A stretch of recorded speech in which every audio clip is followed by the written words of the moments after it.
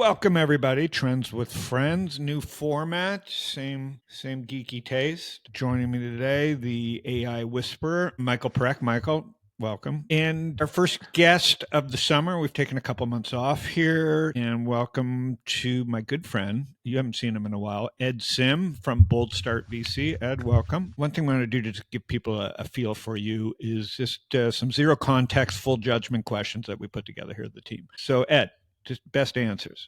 And don't think about them too long. If your life were a movie, who's playing you? I don't think looks matter, but who's playing it? And is it a drama, a comedy, or action? I'll just play the looks too, like Brandon Lee. I was stopped in an elevator once in San Francisco years ago, and someone's like, "Hey, are you Brandon Lee from The Crow?" I'm like, "Oh, I never thought about that," but and then I'll just roll with it, man. An action flick, right? The Crow, just like always getting shit done, going against the grain. Bad guys are always against you. Why not? Let's roll with that. All right, we will find a pick and share that. Hill you'll die on, professionally or personally, you can pick. Man, that's a good one. It's always a tough one. For me, it's just like never give up. Just, if you just believe in yourself and, no matter what the odds are, just keep going. Yes, and we'll get into that with founders. What's the one lesson you've learned the hard way, but now swear by? Oh, this venture shit's really hard, man. But you swear by as glamorous and fun as people think it is. And by the way, I'll just say that being a founder is 100 times harder. But I do have to tell you that you're competing against some of the smartest freaking dudes and women in the world on a daily basis. And the capital is just insane right now. So you have to have some humility and some humor as well in doing this. Oh, man. Okay. And then finish the sentence. And by the way, we could talk for hours about these 5 answers. Finish the sentence. If I weren't doing what I do now, I'd probably be doing this in some form or another, frankly. Investing, I would say. Yeah. And no, just being with founders, dude. I love being with people that are building new stuff that people say like, "Hey, you can't do it," or "This is kind of crazy." I mean, that's what you do, Howard and Michael as well, right? That's the lifeblood. I mean, you're doing what you're doing and you'll always be doing it in some way. So let's just quickly, Ed Sims, you're New York, Miami, mostly Miami. Give everybody a little background about Boldstart. Yeah. So I'd like to say that, look, I'm in year 29 right now. I'm on my 3rd decade of investing in enterprise software as the first investor of record, whatever you call that. Back in the day, it was Series A. Then it was seed, and then it was pre-seed. Then it's now what the fuck. So I call it inception investing, which is the same thing I feel like I've always done. Partnering with a technical founder or two, building something crazy where people say you can't do it. And if it's right, it could be really big. And if it's wrong, well, then hopefully the team is strong enough to hopefully find some kind of exit and we can help them kind of, through that journey. Second piece would be, our check sizes can range from 250K up to 15 million in that very first check when there's no product about, just some people. And that's something we can talk about later. So yeah, it's just the evolution of the same thing I've always done, whether it was the internet or the mobile or the cloud. Now it's something called AI. We've gone from, AI was basically machine learning for the last 20 years and it, became AI in the last 3 years. How are you finding the young people that you're talking to today in the inception round? How are they looking at the world that is so much bigger? The aperture is so much bigger in terms of what they have to do than it ever was in the last 20 or 30 years. And how do you find the best approach in working with them and helping them? Yeah, it's funny. I think that when I break it up in those 3 different areas, the smaller rounds of inception and the jumbos, you're getting different kinds of founders, right? You're getting perhaps younger first-time founders in the smaller checks. And on the larger checks, you're probably getting second or third-time founders, right? And so there's different ways of looking at the first-time founders. Like whatever you do in inception, I like to tell people that whether you raise $1 million or $25 million, you still have to put your pants on the same way. You put it on your left leg first, your right leg next. You can't skip it and all of a sudden just snap your fingers and have your pants on and start spending 25 million bucks. Right. Number one. Number two is, I think within those variances that if you're raising 1 million, it's probably not going to be a super deep technical product. If you're raising 25, it may not be a super deep technical product. You may be able to raise because you've been successful before, or you may be building something much, much deeper technically, right? Which is a different kind of requirement and different way of thinking. So I just think regardless of what we do, these people do not have products built. They have a unique and technical insight on which they're building a business. I don't know how the moats are because the moats in my mind are very ephemeral right now. It was always time and money. You copy something and it was like 12 months, 18 months. Now I think anything that you create and people see,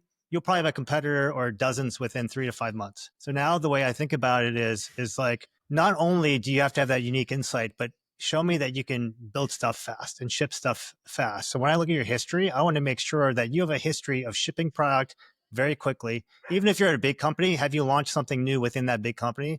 And can you ship stuff really fast? 2 is I want to know who it is you're going to hire before I fund you. I want to know the first 5 or 6 people, mostly engineers. Will they follow you from there? And the third point is that I just want to make sure that, whatever we do is you do everything on the product side. I'll perhaps help you discover kind of potential customers and get some feedback, but you do what you need to do, and I'll help you kind of, run interference and all the other stuff and building the business so you can ship as fast as possible. Anyway, that's kind of how I think about it. But I mean, distribution matters more than ever in how you think about it these days than before. It's never been easier to start a business, and that'll get easier and easier, right? Or start a company. It's never been harder to build a business. And I think that combined with the way VC is changing and I wouldn't say miseducation, but like undereducated founders, even though they think they're, and undereducated private investors, you've got a dilemma. Yeah, I think right now, Howard, that's so true. As I mentioned earlier, like every company just assume there's 30 competitors that are going to eventually come and there's no moat. And then the only moat itself is speed. How do you keep iterating a new product and features and kind of figuring out, the game? 2 is I feel like the reversion to the mean happens very fast because of the transfer of information or how fast information flows. The second something works, someone figures it out and shares it with everyone else, right? So it's like, and the third thing I think, Howard, you brought up was the playbooks are all different. If you think you're entering this thing, and if you're a third-time founder, you use the same playbook from before, then you're not getting money. You have to come in and say, you know what? Let's start with this different local maximum. What is the biggest company I can build with the least amount of people and the most amount of agents doing the work for me? And then let's go from there. And can I ship product faster with, these agents? I'll give you a great example. One of the portfolio companies I had, they have 7 engineers, but they said they have the equivalent of 15 because they have agents from Devon doing a lot of the work. Does it mean that it's 8 other agents? No. It's the agents are doing 30, 40, 50% of the lifting. It doesn't replace a human being, but allows them to do the other stuff. And this is a third-time founder. Most of the founders that are coming back with second or third time are saying, oh my God, I fucked up last time. I had too many people. I did this, I did that. I'm going to start from the very beginning with religion, with that AI native religion. Anyway, I just think that right now it's a very interesting time. And the other thing I'd say is that the growth numbers are crazy. It used to be in SaaS land, triple, double. You go from 1, that was kind of the SaaS metrics. Starting at 1 million, you go to 3, then you go to 9, then you go to 18, then you go to 36, and eventually that's a path to 100. Now their company is going from 0 to 10 in a month, 0 to 100 in a year. And that's insane. But the only question that we don't know is how durable these numbers are. What does churn look like 12 months from now? I don't know what that's going to look like, but I can give you a great example. GitHub Copilot.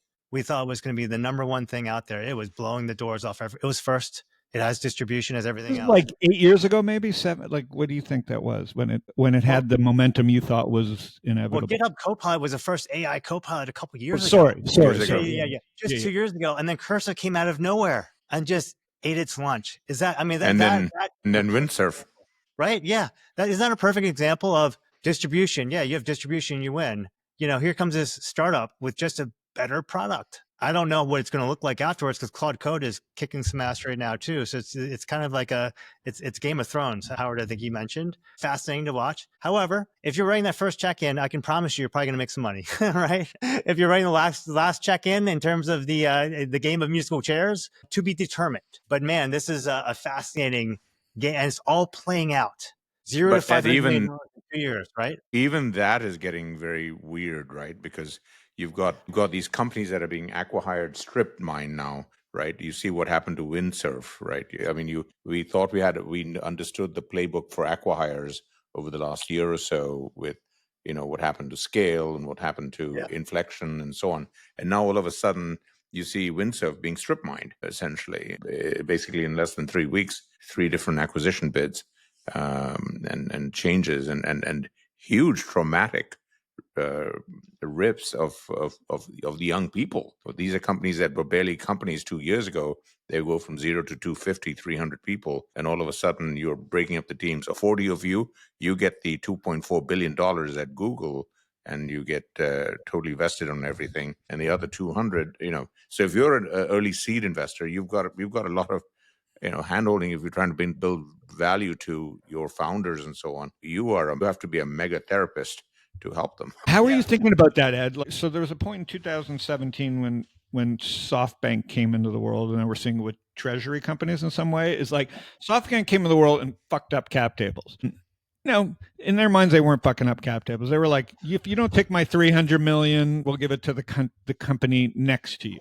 So you couldn't code the next Uber quickly. You'd have to, like, very hard to do it, but they could put a gun to your head and say, take our money, it's green, or we give it to your competitor. Today, that's a curse, right? Today, that would be, it's a curse because, like you just said, it went from Copilot to Cursor to Windsurf, and that money just would have been an albatross around the company's head and all the cap structure that goes with that. So we've definitely entered this new era where you're right, where you got to raise money, but you've got to just do everything so right. And then what's your take on how these deals really are playing out? There's a lot of speculation, who wins, who loses. Like, is there any, between the two of you and what you've read, like, what really is happening on these deals? And I would say that a lot of this is unintended consequences of regulation, how these deals are getting done, because Microsoft's lawyers have figured out a way. I think people are saying it's around the regulation, right? Just trying to, because otherwise you'd have to look, when Customer, which you were in with me, Howard, when we sold for over $1 billion, that was, the first time that Zuckerberg was in the gun sights of,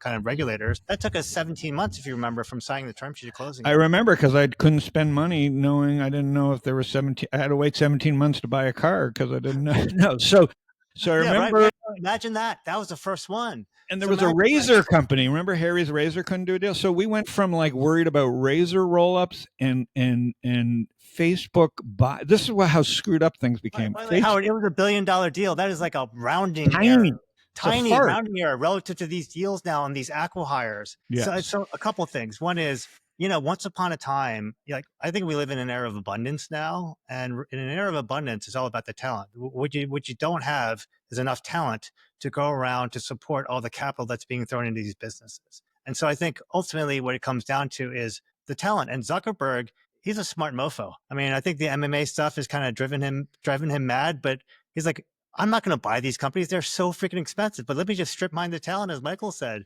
And, like, why not spend a couple $100 million? It's way cheaper than going and buying the whole company and dealing with regulators, man. Why not build my own thing? And I think the latest news now is that they say they may not even open source their stuff anymore, which then they would enter the closed model race, right? So so the running joke, I was talking to a later stage VC this past weekend, and the running joke was like, hey, it used to be you wanted the best talent possible. Now he's like, maybe you want the next level of best talent, but not the best talent, because your ass doesn't get strip mined if anything happens, right? I mean, so I don't know. It's a really kind of wild world that we live in right now.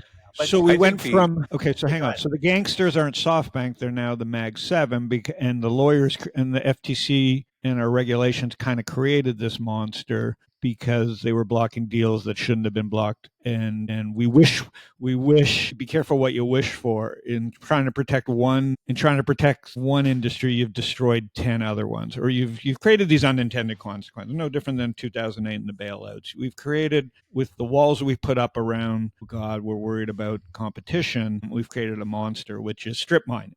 Which is, okay, I'm going to put my best people on figuring out how to strip mine this company, and that's interesting. And capital is not scarce. Capital is abundant. That's the abundant element, yes. Yeah, when it's abundant, then you pay, and the talent is a scarcity, you pay for it. That is also why, like, companies raised $2 billion in their inception round. That doesn't fit my model, but when SSI goes out and raises $2 billion, or Mira raises $2 billion, it's a signal to say, hey, yeah, it's going to cost me money to train these models, but more importantly, I need a signal to talent that I can pay for them, and that I'm going to be, enduring enough to kind of cover their costs, because I'm going to get strip mined. It's actually, it's killing all of us, dude. There's inflation across the board for talent.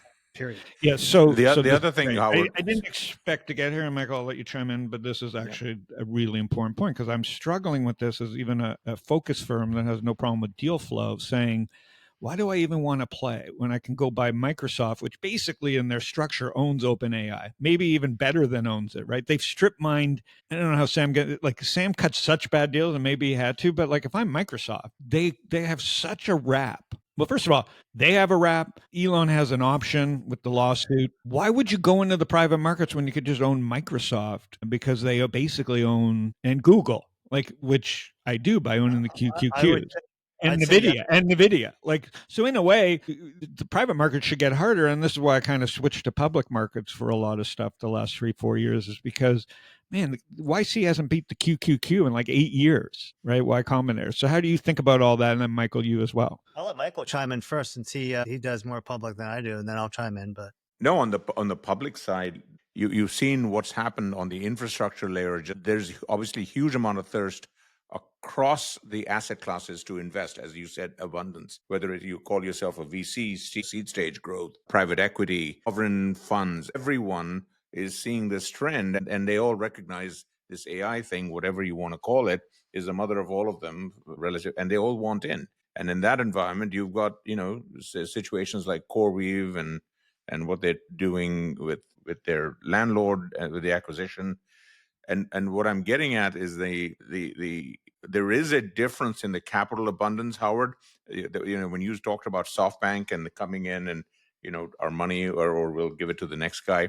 Here, almost every company, whether on the consumer or the commercial side, if you are lucky to have some success, the problem is if the customers start to use your product for inference and so on, your variable costs go through the roof. Compute, as you said, Howard, the top of this market is probably when someone names their baby compute. This is compute is the currency, and it's variable. The last time I saw that in the 90s was when I was helping take ISPs and companies like America Online raise lots of secondary money to raise a lot of funds for infrastructure, because as they went from a few million to tens of millions of people going online, every time those people came online, their costs went through the roof, and they had to fund that. It was a variable cost. AI is all of that times 10. And so wherever you are in the stack, your variable costs are through the roof. So that's one of the biggest challenges, and I don't see that going away for the next 2 or 3 years. And that's why Nvidia is such a lock from an infrastructure point of view, because there's no other. They got 90% of the market. That's why when you hear Zuck literally change his tune over the last 6 to 8 months, where he literally, he couldn't give a hoot about AGI or ASI, etc. Now it's super intelligence. Now he's talking about building these huge structures with 5-10 gigawatts of power, which again, for regular people, he literally yesterday said he's going to be spending hundreds of billions on infrastructure. Obviously, he's trying to scare away everybody else. But the reality is you're going to need those kinds of compute levels to actually do any of the useful things everyone is fantasizing about, whether these robots are going to do anything for you, cars are going to do anything for you. All that needs intelligence tokens, and all of that requires huge amounts of energy and so on. And my point is, even if you're a startup in the enterprise side or the consumer side, if you become the next Cursor in 2 months and your ARR goes from nothing to $100-200 million, that means you better run up the compute. As you listen to Arvind of Perplexity, he is freaking out right now. He's a very calm fellow, a smart fellow. But every time he talks, he talks about his number one problem is infrastructure. How does he get compute? Because he's approaching a billion people using his service through all the distribution deals he's done. And that means a company that was barely 2 or 3 years ago now does have to raise billions. That is way beyond the scope of most VCs. And that's where you need private equity and maybe the public markets again. Very interesting. Ed, have you thought through that part? Because that's what scares me, is like we're victims of our own success here. Like it seems like a fun problem to have, the hockey stick, but the hockey stick is scary. Well, look, I mean, it's pretty clear that public's outperformed venture for a few years. I would say that, when you look at Microsoft and some of the others, if you really want pure play growth, I mean, I think Anthropic grew from 1 to 4 billion like in 6 or 8 months. I mean, so you're not getting that kind of growth. In fact, in history, team, have we ever seen growth like that? I mean, in 6 months, or growth like Cursor. It is fucking astonishing, guys. Like, I don't know if it's durable or not, but I can tell you this, is that there is a flywheel at like an Anthropic or an OpenAI. The more queries people make, to ChatGPT, and the more questions they ask, the more it learns, the more data it gets, and the stronger and smarter it gets. The question then is, so our transformer model is the thing, right? Or as some say, like, will we run into limitations because eventually you can't get enough compute to keep scaling? There isn't enough data, right? And some people think that there are other ways to do things. But I would just say that if you really want pure play AI, you're going to have to go into the Anthropics and the OpenAIs, and you do invest in them because they are growing. I mean, OpenAI is growing like crazy too, right? So second thing I would say is that most people like them, they don't even want to go public. Well, OpenAI can't because it's not even a corporation, but because of all this abundant capital in the private markets in what you call VC, companies like SpaceX can raise at 30, 40, 50, 300 billion, 200, 500 billion. And so why would you go public? If you already have a liquid secondary market in which you can get your employees exits and get them cash out, and you don't have to do the quarterly reporting, and you can continue investing for the long term, and you can continue doing things without proper governance, for example, like SpaceX investing in X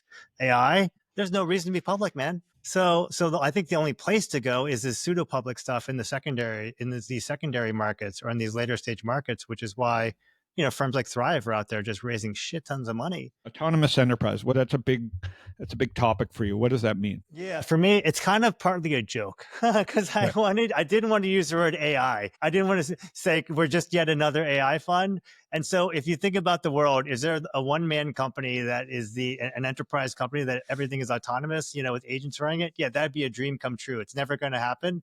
But the aspiration of it, I think it makes it really fun. Secondly, the thing we think about is that if you think about the world we live in right now, let's just say it's 70% human traffic, 30% machine traffic. And if you move to a world where we have 99.5%, I'm even more than 70, 99.5% machine traffic and 0.5% human traffic, what do you have to think about? Like, what do you have to change? What do you have to invest in? And so we've thought about this for the last couple of years is you're going to have to rebuild and reinvest in all the infrastructure. Because when you have agents, some of them can run for hours, some of them can run for seconds. How do you monitor them? How do you actually provide serverless infrastructure for them? How do you actually provide authentication and authorization for each agent? And imagine people have 100 agents doing work for them right now. The reason why you need all that is better security, but you also need audit trails in the enterprise to make sure that Michael's XYZ agent is only accessing the thing it needs to do and it did the right thing. And so we believe that all that infra needs to be rebuilt. So that's what I call the autonomous enterprise. The second thing I like to say is that how do you secure that autonomous enterprise? The third is that includes, agents eating the labor. Because I think about it this way, is that it's not a zero-sum game. Sure, Andreessen said software is eating the world. Say AI is eating SaaS. Then the question is, can agents eat into labor? Because the TAM of labor is so much larger than SaaS software itself that if you can actually augment labor, I'm not saying replace it, but augment and let people be 20% more productive, 30% more productive, can you capture 5% of that value? Well, if you do that, the TAM for that is probably 2 to 3 times larger than what we're paying for cloud today. And so that, to me, wrap it all up in the autonomous enterprise. And, that's kind of what we've been investing across the board in. And we'll see if it works. But the aspiration, I think, is the fun part. And I just don't want to use the word AI just because it's just the air we breathe. And it's just kind of like water. Well, I think that gives people a good understanding that they better be careful if they're competing against you. Michael, any thoughts on what he just said there? No, I agree. Defining the category that way, I'd be leaning more on the automation side than the autonomy side. I think the autonomy side, for all the reasons that you talked about technically, there are going to be a lot of roadblocks to that, right? Yeah. I did a post a few weeks ago that today it's like still today in a world that's really built or the web that's built for humans. I can't check out most things right now without a CAPTCHA. It's like, are you a bot? And all of that needs to be changed, and that doesn't change overnight, regardless of how much wishing we all do. And that is going to take much longer than people think. We've seen this, and so.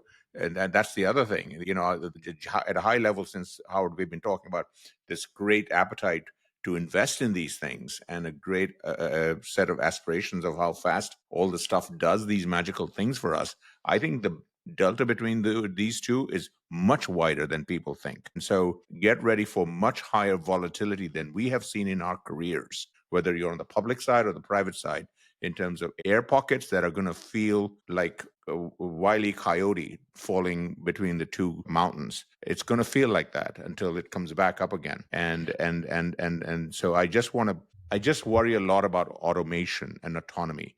And the other thing is we've anthropomorphized AI so much. We're talking about this damn thing as it's a human. It's thinking. It's not. It's just software code. And this time running on probabilistic tables. It's wrong 30% of the time, guys. It's really amazing. And people are spending billions right now. I'm talking about enterprises and customers and developers and individuals and thinking this stuff is the same and is the next thing since sliced bread. It is wrong more than anything that Howard, Ed, you, the three of us dealt with in our careers in the 80s and 90s in terms of what spreadsheets did, etc.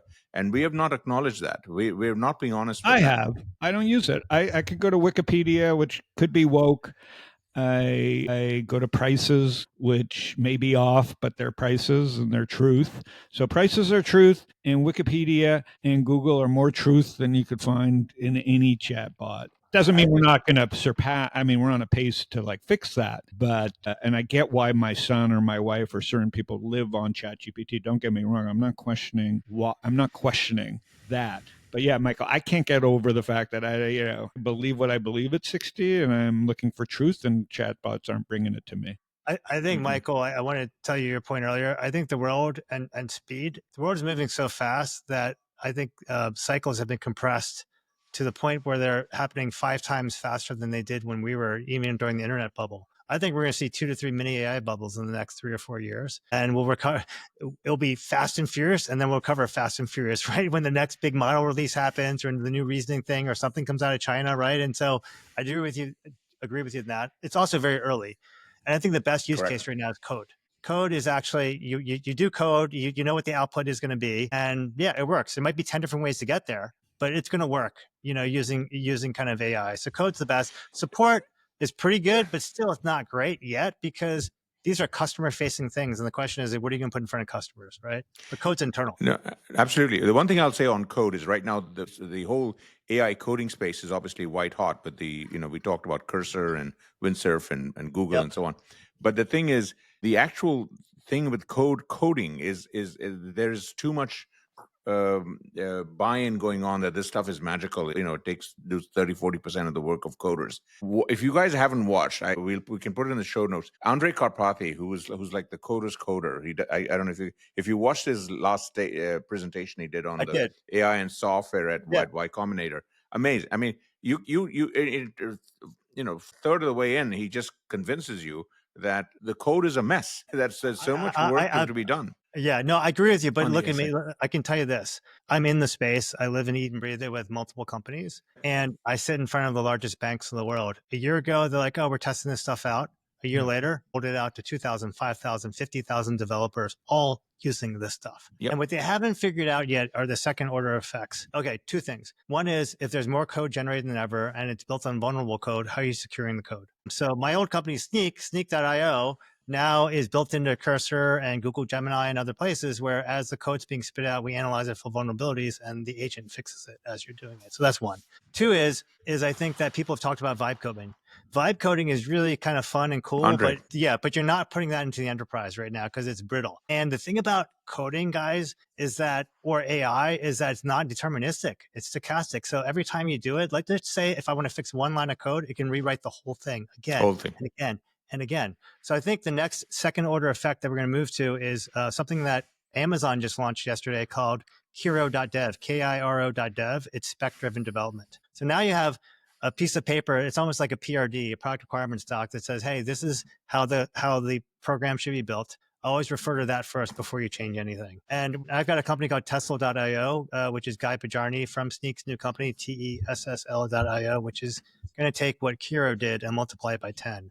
But what it's going to do is in the future will allow you to say, hey, let's take out all the code that was generated. And let's just say, I'm going to break it out into 8 components. And I only want to change component number 8. Keep all 7 because I've already checked it. I've already tested it. I've already made sure. So now you're going to have more deterministic code, more reusability, more everything else. So that's kind of the next layer. It's going to be abstraction away from the code. So where does a company like that end up? So that's good for a person like me investing in lean startups because that's easy. A good team will be able to deploy this. So where does that company, if it's successful, end up? Because it's going for we're talking to very large enterprises right now to help them. I'm saying what home does it end up in a world where companies are getting strip mined or everything's getting rolled into AI? That's the stuff I don't understand yet. This is very, very interesting, Howard, because the inception round was 25 million, so we did half of that, 12.5 million out of the gate. The next round was 6 months later from Index and Excel, another 100 million at 750 post.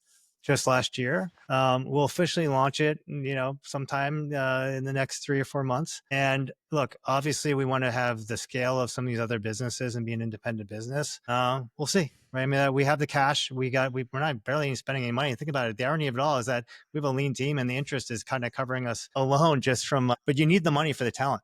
You need to signal to the world, if I'm entering this space, that I mean business and I can hire the best talent in the world if I want to, but we're not spending it. Well, I could say now we've entered a point in this discussion where we could talk forever. So I'm going to kind of go